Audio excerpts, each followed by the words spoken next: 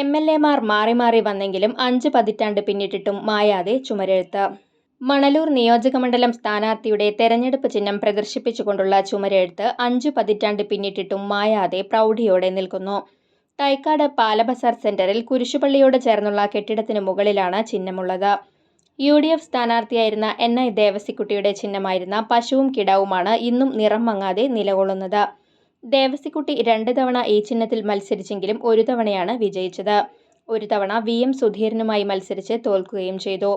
പിന്നീടങ്ങോട്ട് UDF ചിഹ്നം കൈപ്പത്തിയായതോടെ 4 തവണ മണലൂരിൽ നിന്നും VM സുധീരൻ കൈപ്പത്തിയിൽ മത്സരിച്ച് വിജയിച്ചു.